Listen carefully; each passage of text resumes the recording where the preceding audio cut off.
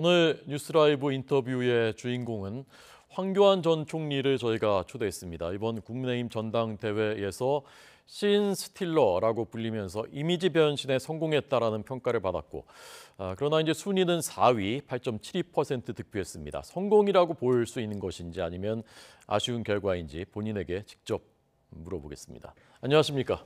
예, 안녕하십니까? 반갑습니다. 잘 지내셨습니까? 예, 뭐 잘 지내고 있습니다. 네, 전당대회 끝나고 좀 쉬시고요. 예, 뭐 이렇게 반성도 좀 하고 또 어려움 당하신 분들, 도와준 분들 많이 만나고 있습니다. 네. 어떤 점을 반성하셨습니까? 이기지 못한 거. 네.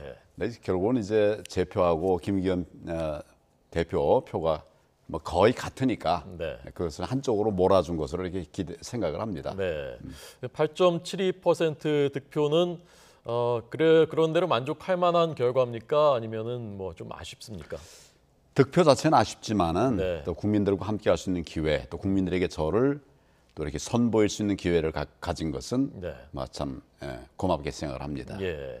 많은 국민들이 황교안이라는 정치인이 이런 사람이었나? 그전에 알고 있었던 이미지, 총리, 검사 출신 이런 이미지하고는 좀 많이 달라진 모습을 보면서 놀라기도 하고 그랬었는데 어떤 뭐 계기가 있었습니까? 아니 뭐 계기가 아니고 예. 저도 정치한 지 4년 됐으니까 네, 네. 정치의 메시지 또 정치 용어도 좀 알게 됐고 네. 또 이제 어떻게 보면 뭘 가지고서 이제 승부를 할 것인가 이런 것에 대해서도 좀 성찰을 하면서 네. 뭐 국민들이 아마 좋게 보신 것 같습니다. 주변에서 좀 그런 부분에 대해서 조언을 해주시거나 좀 이렇게 도움을 주신 사람이 있나요? 뭐 다들 도와준 거죠. 네. 우리 뭐 여러 조직들이 있고 그런데 네, 네. 그분들이 각자가 이렇게 도와주신 것이에요. 근데 네. 아마 정치를 한 분들이 거의 없기 때문에 정치적인 측면보다는 정책이라든지 또 국민과의 소통 이런 측면에서 도움을 많이 주셨죠. 네. 그런 달라진 황교안의 모습에 대해서 주위 분들이 뭐라고들 어떤 시민들이 어떤 반응들 주로 보이시던가요? 전에 못 보던 반응을 보고 네. 또 뭐 잘 싸운다고 그래요. 전 싸우는 거 별로 좋아하는 사람이 아닌데 싸워야 될 일이 많기 때문에 네. 이제 잘 싸운다고 하고 그러면서도 또 이렇게 전에보다는 굉장히 부드러워졌다고 합니다. 그렇습니까? 네, 네, 그런 것 같습니다. 저도 이제 그 전에 뭐 장관 하실 때도 인터뷰를 하고 했었지만은 그때의 황교안 장관 또는 총리와는 좀 다른 느낌의 그런 사람을 앞에 마주하고 있는 것 같은 그런 느낌이 듭니다. 예. 자, 그럼 이제 그 과거에 미래통합당 대표하실 때 태극기 부대 그런 이미지들이 이제 연관 이미지로 이제 떠오르거든요. 그건 이제 끝난 겁니까? 아니 저는 태극기는 끝날 수가 없다고 생각합니다. 네, 네. 태극기 부대라고 하는 것이 뭐 총칼 들고 나가서 싸우는 이런 분들이 아니고 네. 제가 현장에서 만난 태극기 부대라는 분들은 예. 119고등학교 나온 사람들, 네. 기업했던 사람들 이런 분들이 다 모여 있는 거예요. 네, 네. 근데 그걸 이제 덮어씌우기, 소위 이제 프레임을 걸어가지고 태극기 세력을 마치 못된 사람처럼 이렇게 만든 것은 네. 그건 뭐 정말 우리가 고쳐야 될 일이라고 생각합니다. 네. 그분들이 바로 우리 아버지, 어머니, 우리나라를 지금까지 만들어 온 분들입니다. 네. 전광훈 목사하고는 이제 뭐 정치적인 사회적인 관계는 끝내신 겁니까? 저는 이제 전 목사님하고 네. 종전부터 어떤 입장인가 하면 예. 연대, 예. 하나가 되는 거는 어렵더라고요. 뭐 여러 가지 이제 조건도 다르고 얘기도 달라서 그래서 하고자 하는 목표는 같으니까 네. 그것을 위해서 같이 연대해 가자. 2019년 10월 우리 이제 국민항쟁이라고 그러는데 네. 그때도 사실 이렇게 통합되고 하질 않았어요. 그렇지만 우리는 이제 그 세종문화회관 앞에 네, 그 네. 지역을 다 이렇게 지켰고 네. 또 전광훈 목사님은 또 그 대사관 미 대사관 앞쪽을 지켰고 네, 네. 또 교계에서는 또 시청 앞 네. 광장을 지켰고 또 우리공화당 거기서는 또 이제 서울역에서부터 여기까지. 그러니까 결국 다 이게 하나가 돼서 뭉친 것이 아니라 네, 네. 연대라고 하는 표현을 하는데 그걸 통해서 우리 자유민주주의의 가치를 국민들에게 알렸다 이렇게 생각을 합니다. 네. 알겠습니다. 아까 이제 싸울 줄 아는 사람이 되셨더라, 잘 싸우시더라라는 평가를 들으셨다고 했는데 주로 김기현 대표의 특히 이제 땅 문제를 많이 이제 공격을 하셨었고 지난 14일인가요? 김기현 대표를 만나서 1시간 동안 점심 식사하셨다고 하는데 어떻게 분위기가 좀 괜찮았습니까? 조금이 아니라 많이 괜찮았습니다. 예. 이제 경선 과정에서는 네. 우리의 이제 그 앞으로의 아픔 또 우리가 당할 수 있는 어려움 이런 것들에 대해서 검증을 하는 과정이었고 네. 이제 당 대표가 되었으니까 그런 부분까지도 같이 묶어서 우리 이 당이 잘 될 수 있도록 그래 만들어가는 것이 필요하기 때문에 제가 만나서 그런 좋은 얘기들을 같이 나눴습니다. 네. 그래도 이제 뭐 앙금도 좀 남아 있을 수 있는 것이고 서로 생각도 다른 부분도 있을 것이고 한데 정말 허심탄회한 대화가 이루어지던가요? 뭐 한 반 정도는 됐다 이렇게 생각합니다. 네. 앞으로 좀 자주 만나실 수 있을 것 같습니까? 예, 뭐 그랬으면 좋겠고 네. 또 저도 이제 얘기할 것이 있을 때 또 면담을 요청을 해서 네. 또 하도록 하겠습니다. 그 만날 때 예. 뭐 앞으로 자주 연락하자 이렇게 또 김기현 대표도 그렇게 얘기를 하셨어요. 네. 그런 부분들을 잘 소통의 기회를 만들도록 하겠습니다. 네. 김기현 대표 체제가 이제 출범했는데 당지 지지율이 지금 하락세고요. 지도부가 친윤 일색인데 이게 다양한 목소리를 담아낼 수 있겠느냐, 총선 때 과연 국민들에게 이게 지지를 호소할 수 있겠느냐라는 이제 우려 또 비판의 목소리에 대해서 어떻게 생각하십니까? 당직을 보니까 되게 뭐 1년을 못 가더라고요. 1년에 한 2번씩 이렇게 바뀌고 하니까 처음 출발은 조금 이제 여러 국민들이 아쉬운 점이 있다라고 말씀하시고 또 그 말씀이 맞는 부분이에요. 그렇지만 그것도 정리가 되면 이제 그 좋은 분들로 맞는 직책을 좀 주어서 총선 잘 대비해 나가리라고 생각합니다. 저도 이런 부분에 관해서 좀 많은 조언을 하도록 그렇게 하겠습니다. 네. 두 분이 법 쪽에 이제 황 대표님은 검사 출신이시고 김기현 대표는 판사 출신이시고 누가 선배신 거죠? 누가 선배 같습니까? 잘 헷갈립니다. 제가 좀 많이 선배입니다. 아, 그렇습니까? 예, 예. 알겠습니다. 자, 오늘 아까 윤석열 대통령께서 국무회의 모두 발언 통해서 한일 정상회담 앞으로의 한일 관계에 대해서 장시간 설명을 하는 모습을 저희가 보여드렸습니다. 이번 한일 정상회담 평가가 뭐 극과 극입니다. 대표님 어떻게 평가하셨습니까? 한일 관계는 두 가지 측면의 접근이 필요합니다. 네. 역사, 한일 간의 역사, 아픈 역사가 있지 않습니까? 이 부분에 관해서는 국민들과 함께 좀 깊은 논의를 거쳐서 차근차근 해 나가야 됩니다. 그 이외에 나머지 것들은 미래를 향해서 과감하게 나가야 된다. 네. 지금 윤석열 대통령이 얘기하신 것은 이제 이 뒷부분 미래를 향해서 나아가는 이 말씀을 이제 하셨어요. 네, 네. 그 앞부분도 깔고 한 거죠. 뭐 그것에 대해서 전혀 뭐 도외시하는 것은 아니고 네. 그렇게 본다면 전체적으로는 뭐 잘 됐다. 저는 이렇게 생각을 합니다. 네. 다만 이제 그런 얘기가 충분하지 않은 그런 부분에 대해서는 생각을 달리하는 것이 아니거든요. 얘기를 다른 얘기를 하느라고 미래 얘기를 하느라고 난 못하셨다 이렇게 보고 있기 때문에 네. 잘 감당해 나가시라고 생각합니다. 예. 근데 이제 그 오늘 윤 대통령의 말씀도 우리가 선제적으로 이렇게 해나가면 일본도 호응해 올 것이다라는 것인데 야당의 시각은 일본을 어떻게 그렇게 할 것이라고 믿을 수가 있겠느냐, 어떻게 일방적으로 퍼주기만 했느냐라는 것이거든요. 거기에 대해서 어떻게 생각하십니까? 일본이 과연 바뀔 것인가에 관해서는 사실은 이제 반신반의하죠. 우리가 여러 이제 많은 어려움들을 겪지 않았습니까? 네. 그러나 결국 미래로 가려고 그러면 믿고 또 같이 가봐야 되고 또 미국이 또 있으니까 네. 예, 동맹 확고한 동맹인 미국이 있으니까 같이 협의해 나가면 길은 열린다. 저는 이렇게 생각을 합니다. 너무 많이 퍼졌다 하는 이런 부분에 관해서는 조금 더 이렇게 세밀한 대책을 좀 만들어 갔으면 좋겠다 싶은데 말씀드린 것처럼 역사 얘기 부분이 좀 말씀이 적었기 때문에 전체적으로 균형이 좀 안 맞는 것처럼 보여지지만 네. 양쪽을 동시에 다 할 수는 없습니다. 네. 우선 지금은 이제 또 대통령도 직권 초기니까 예. 앞으로 미래를 준비하는 이런 말씀을 메시지로 던졌다. 저는 이렇게 보고 있습니다. 네. 윤석열 대통령하고는 혹시 이렇게 좀 대화해 보실 기회가 있으셨나요?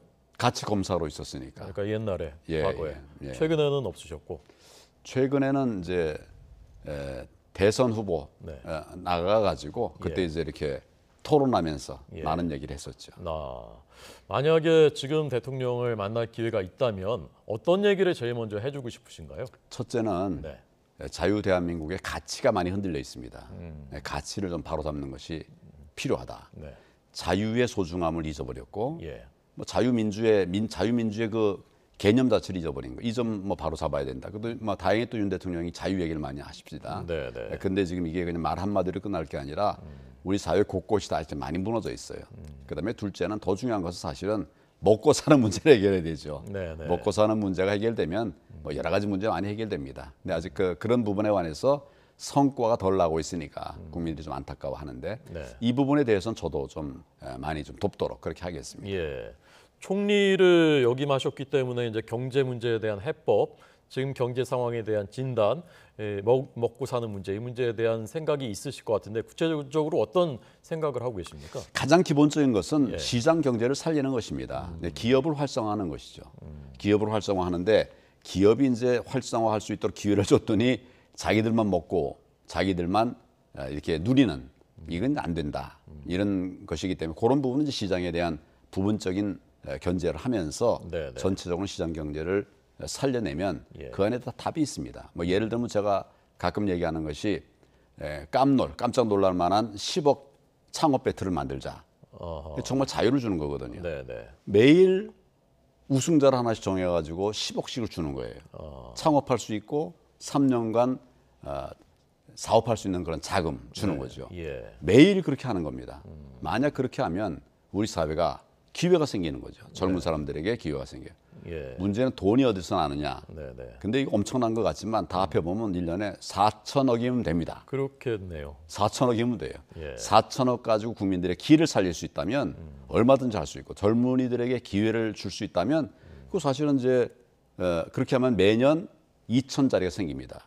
그 다음에는 4천자리가 생깁니다. 이 기업들이 커지면 막 금방 만 개 자리가 생기는 거예요. 일자리 다른 데서 찾기가 힘든데 네. 이런 창업을 통해서 만들어갈 수 있고 그거를 정부가 도와줘야 된다 생각합니다. 네. 깜놀 창업 배틀? 깜놀 10억 창업 배틀. 10억 창업 10억이 중요한 거지. 뭐 1,000만 원 준다고 하면 깜짝 놀라지 않지 않습니까? 예. 그러니까 10억이라는 거는 돈 잔치하겠다는 게 아니라 네네. 그런 동기를 부여하는 거죠. 예. 동기를 부여해서 이제 연구를 하게 되고 그러면 사실은 우리 주변에 뭐 간단한 것들이 큰 사업이 되는 수가 있어요. 요새 그 마스크를 자꾸 잃어버리니까 예. 이 마스크 끈을 만든 분이 있습니다. 네. 3달 만에 3억을 벌었답니다. 어허. 처음에 창업해가지고 네, 네. 얼마든지 그런 기회가 있거든요. 네. 창업의 기회 활용해야 됩니다. 예. 윤석열 대통령이 MZ 세대 오늘도 이제 그 얘기 많이 들어라라고 강조를 했는데 MZ 세대도 좀 많이 만나 보셨습니까? 저는 사실은 이제 청년들 굉장히 중요하게 생각합니다. 네. 청년 정치학교도 여러 번 운영을 했었고 많이 만나고 했는데 아무래도 좀 나이 차이가 있으니까 뭐 예. 가까이 하지는 못하는 것 같은데 네. 시간을 좀 오래 가지면 예. 그러면 다 통하더라고요. 예를 들어서 6개월, 1년이라도 같이 이렇게 지내다 보면 그러면 이제 가까워지는데 그 1년을 같이 하기가 쉽지가 않더라고요. 그러니까 저는 그 지속적으로 노력을 하고 있고 네네. 지금 저는 뭐 여러 청년 틀을 그래 만들어 가고 있습니다. 네. 그래서 이제 그 근로시간 개편 문제도 MZ 세대들 위한 미래 세대들 위한 개혁이라고 했는데 막상 MZ 세대들은 이거 이러다가 이제 일만 더 하는 것 아니냐라고 이제 반발을 하고 지지율이 떨어지고 이런 상황인데 이 근로시간 개편에 대해서는 어떤 입장이십니까? 청년들을 위해서는 준비를 다 해놓고 청년들에게 제시를 하는 것이 답이다. 이렇게 생각합니다. 네네. 좋은 계획을 우리가 해놓고 청년들이 같이 가자 하면 청년들이 오기가 힘듭니다. 여러 번의 실패가 또 있었고 가진 것이 사실은 지금은 아직 부족하지 않습니까? 그래서 네네. 다 틀을 만들어 놓고 청년들을 이제 초대하고 실제 실험해 놓고 그 결과를 가질 수 있게 이렇게 하면 청년들 같이 할 수 있죠. 근데 우리 그동안 우리가 선도에 갔어요. 네네. 선도에 가면 청년들이 따라오기 힘듭니다. 지금은. 예. 그래서 미래 비전을 얘기하는 것도 청년들에게 굉장히 큰 부담을 줍니다. 예. 그러니까 비전을 얘기하는 게 아니라 이 친구들이 이제 취업할 수 있고 일할 수 있는 기회를 먼저 만들어 주고 그런 뒤에 이제 비전도 얘기하는 것이 맞다. 네. 예, 청년에 대한 그 컨셉이 좀 많이 바뀌어져야 될 것 같습니다. 네. 그러니까 예컨대 근로시간 개편 문제에 대해서도 좀 더 얘기를 먼저 듣고 그렇죠. 다 얘기를 충분히 듣고 필요하면 단계적으로. 그러면 이제 젊은 사람들이 원하는 자리가 있고 네. 시간 일자리 정책이 있고 연세 드신 분들이 또 원하는 것들이 있거든요. 그걸 다 네. 맞춤형으로 해야지 예. 모두에게 똑같이 이렇게 하다 보면 이런 이제 그 사단이 날 수 있는 거죠. 네. 아까 이제 경제를 살리려면은 기업들한테 자유를 주고 시장 경제가 잘 돌아가게 해야 된다라고 하셨는데 이 방향 그러니까 주 52시간제를 유연하게 월 단위 뭐 반년 뭐 분기 이렇게 하자 그 방향은 맞다고 생각하십니까? 저는 전적으로 그렇게 해야 된다고 생각합니다. 다만 그 이제 새로 적용을 하는 과정에서는 아까 말씀드린 것처럼 네. 충분하게 소통하는 것이 필요하다. 시간이 좀 걸리더라도. 그러나 이제 우리가 방향을 안다면 네. 그럼 이제 뭐 불만이라든지 어려움이 좀 덜하겠죠. 방향을 못 잡으니까 좀 더 힘든 거거든요. 예. 이 문제랑 아마 연관이 있는 문제일 것 같은데요. 지금 연금 개혁이 윤 대통령이 강조한 3대 개혁 중에 하나지 않습니까? 프랑스에서는 이 연금 개혁 때문에 지금 큰 그 정치적인 위기를 대통령이 맞이하고 있는데 이 연금 개혁 문제는 총리를 지내보신 입장에서 어떻게 풀어 나가야 된다고 생각하십니까? 그래서 결론을 말하면 연금 개혁이 없으면 예. 이제 앞으로 장차 올 분들은 연금 못 받게 됩니다. 네, 네, 쓰는 돈이 없으니까. 네, 그래서 박근혜 정부에서도 공무원 연금 개혁을 한 바가 있습니다. 네. 공무원 전원에 대해서 연금 개혁을 했어요. 예. 더 내고 덜 받게 그렇게 이제 했는데 그때도 반발이 많이 있었습니다. 그러나 이것은 이제 결국 내 문제가 아니라 우리 다음 아들 딸들의 문제이기 때문에 충분한 설득이 필요하다고 생각합니다. 네. 박근혜 전 대통령 얘기가 잠깐 나와서 그런데 최근에 한번 방문해서 만나신 적 있다고요? 아니 만난 건 아니고 예. 생신을 맞았어요. 생신 맞았는데 예. 5년 동안 이제 수감 생활하시면서 생신상 한번 제대로 못 차려드시지 않았습니까? 네. 박근혜 대통령 사랑하는 분들이 음식을 차려가지고 갖다 이제 드린 거죠. 예. 드려서 아마 드셨을 것으로 이렇게 보여집니다. 예. 저희가 직접 뵈지는 못했고요. 어떤 답신이나 무슨 메시지를 받으시진 않았고요. 직접은 아닌데 네. 잘 도착했다, 잘 받았다 이런 메시지는 예. 간접적으로 좀 받았습니다. 예, 알겠습니다. 제가 그 사실관계를 잘못 알고 있었습니다. 아까 이제 MZ 세대 얘기했는데 지금 국민의힘에서 MZ 세대 하면은 뭐 대표성이 있다고 생각하는 사람이 이제 이준석 전 대표라든가 이번에 같이 경쟁하신 천하람 위원장 이런 사람들이지 않습니까? 어떻게 생각하십니까? 이 두 정치인에 대해서. 저는 그분들이 MZ 세대를 대표한다고 보질 않습니다. 네. 뭐 제가 접하는 MZ 세대들이 또 많이 있거든요. 네. 그래서 너무 앞서가다 보면 이제 무너질 수가 있는 거죠. 사실은 좀 이렇게 젊은이라 하더라도 뭐 차근차근 그러나 빨리 이렇게 가면 될 것을 좀 과속을 했다. 그런 생각이 들고요. 두 사람 다 그렇습니까? 뭐 저는 이제 우선 천하람 후보는 뭘 했는지를 잘 모르겠어요. 뭘 한 분인지 잘 모르겠고 네. 이준석 대표는 좀 제가 알고 있기 때문에 그렇게 평가를 하는 거고 네. 거의 같은 거 아닌가 싶어요. 그러니까 저 둘이 또 그 두 분하고 또 그 몇 명 이렇게 네. 젊은이들이 같이 몰려다니더라고요. 네. 사실은 몰려다니는 것은 젊은이답지 못합니다. 예, 오히려 이제 젊은이들도 막 같이 또 품고 이렇게 하는 것이 필요하죠. 네, 알겠습니다. 아까 이제 한일 관계에 대한 말씀을 하셨습니다마는 한일 또 한미 협력이 중요해지는 게 점점 북한의 위협이 어제는 이제 800m 상공에서 미사일이 터뜨렸다고 이제 공식 발표도 하고 했는데 이 북한 문제에 대해서는 이제 어떤 입장이신지 어떤 게 해법이라고 보시는지에 대해서 좀 듣고 싶습니다. 북핵 문제에 대해서 네. 우리가 너무 안이한 것 같아요. 북한이 뭐 돈이 많아서 그 핵 미사일을 쏘는 거 아니거든요. 네. 그게 다 이제 타겟팅을 이제 하고 있는 거죠. 그러니까 멀리 쏘고 이제 높이 쏜다는 거는 이제 가까이 떨어뜨리기 위한 거죠. 또 뭐 밑에 쏜다는 것은 자기들이 노출되지 않게. 그러니까 저들이 하는 핵 도발은 하나하나가 다 의미가 있습니다. 네. 근데 우리가 이게 반복되니까 좀 너무 안이해졌다. 네. 이런 생각을 합니다. 그래서 면밀한 대처를 해야 됩니다. 사드 배치한다고 해서 뭐 또 여러 반발이 많이 있었는데 사드도 우리 다층 공격에 대한 다층 방어 방법이거든요. 네. 이런 부분에 대해서도 국민들에게도 좀 저희가 잘 설명을 드려야 되지만 네. 그런 안보 문제는 생각보다 굉장히 심각하다. 저는 그렇게 봅니다. 핵이 다 준비가 됐다라고 저는 보고 있거든요. 네. 예, 그런 대비가 우리 전혀 안 돼 있습니다. 예. 그러나 야당은 그 문재인 정부 때는 이렇게 북한의 위협이 이 정도 심각하진 않았는데 관계가 나빠지니까 핵이 우리를 향하는 것 아니냐 이제 그런 시각이거든요. 하나 바뀐 게 없습니다. 지난 정부에서나 지금이나 네. 북한은 하나 바뀐 게 없어요. 지금 숫자를 따져보진 않았지만은 네. 문재인 정부 그렇게 잘해주고 그래도 계속 핵 도발했습니다. 네. 바뀐 게 없습니다. 북한은 바뀌지 않습니다. 네. 바뀌는 것은 우리인데 결국 그것이 우리 국민들의 생명을 위협하는 것이니까 저는 뭐 정말 단단히 잘 대비해야 된다 이런 생각을 합니다. 네. 자, 마지막 질문입니다. 30년 자유민주 정권을 창출해야 된다라는 말씀을 최근에 하셨더군요. 30년 자유민주 정권. 저는 이제 그 전 정부 때 이해찬 전 총리가 얘기했던 그 생각도 나고 하는데 이거 어떤 뜻입니까? 제가 이제 문재인 정부를 겪어 보니까 네. 문재인 정부는 정상적인 정부가 아니에요. 네. 소위 혁명 정부입니다. 이 친구 여기에 이제 초대 비서실장이 임종석이었습니다. 맞습니다. 임종석이 임수경을 북한에 보내가지고 제가 구속했던 사람입니다. 아, 그래요. 구속했던. 그래 어떻게 보면 좌파 중에서도 종북 좌파 중에서도 가장 극에 있는 사람인데 네. 그 뒤에 전향했다는 말 한 번도 들어보지 못했거든요. 네. 이 사람이 문재인 대통령의 비서실장이 된 거예요. 네. 저 깜짝 놀랐습니다. 예. 그 뒤 보니까 이 사람도 하나도 바뀐 것이 없고 NLPDR 혁명 논리를 계속 공부하고 준비해 왔어요. 네. 이 사람들을 데리고서는 저희 자유민주주의를 지킬 수가 없겠다. 이 친구들이 일할 수 없도록 그 시간이 경과한 뒤, 뭐 저는 그걸 30년 정도로 봤어요. 네. 그리고 우리는 그 사이에 꼭 지켜야 된다. 예. 우리 아들 딸을 위해서라도 이 사회주의 국가로 가면 안 된다는 생각을 제가 갖고 예. 그 기간을 제가 30년으로 잡았는데 네.